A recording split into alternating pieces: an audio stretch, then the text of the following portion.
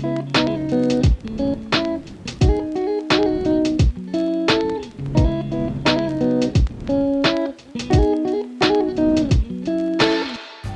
everyone, my name is Dana Jean Antonelli, an etiquette consultant. If you're new to my channel, welcome. In this channel, I talk about manners, etiquette, anything that can help you become the best version of yourself through those practices. If you're a returning viewer, welcome back.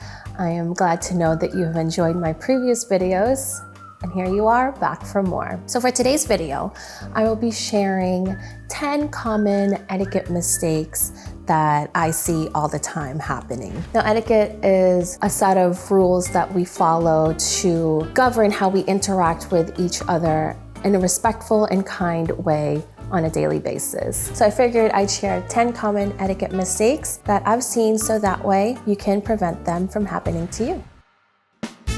Number 1, not using proper greetings. Now, we've covered this topic a little bit before in my previous videos, but I really want to stress that you want to follow proper greetings when it comes to meeting someone.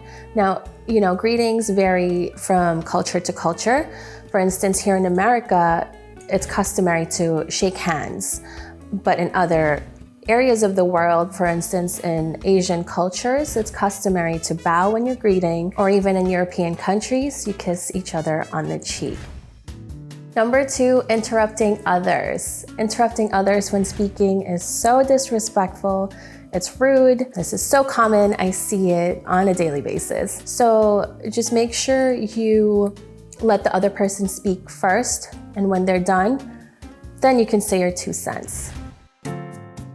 Number 3, not saying please and thank you.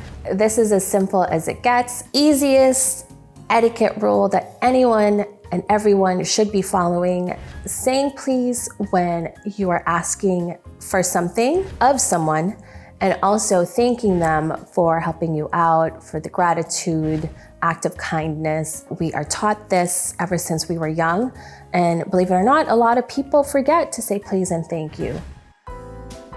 Number 4, not respecting personal space. Now, people oftentimes do this in crowded spaces, of course. It happens all the time when I'm ordering coffee at Starbucks and I'm in line. Person behind me is literally so close to me, I can hear them breathing. So usually what I would do is I would just move up a little bit just to kind of, give them the opportunity to figure out that they're too close to me.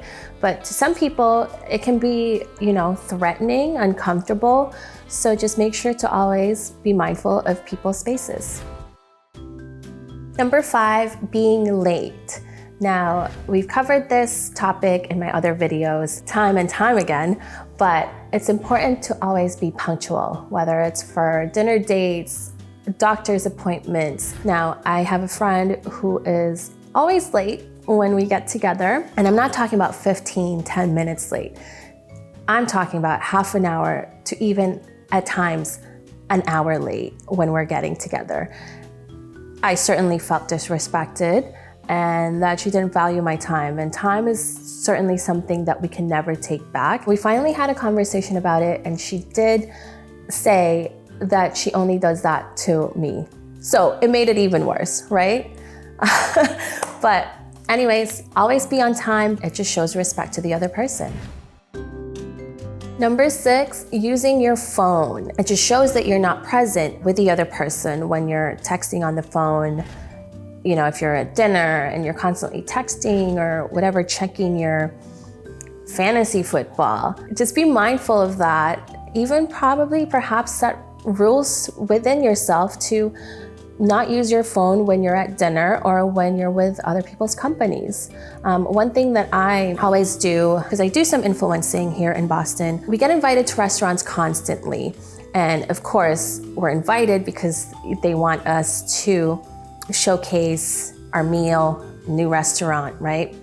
Now, what I would always do is I would always just take a quick picture of our food. After that, put my phone away, enjoy my company, and enjoy the meal in front of me.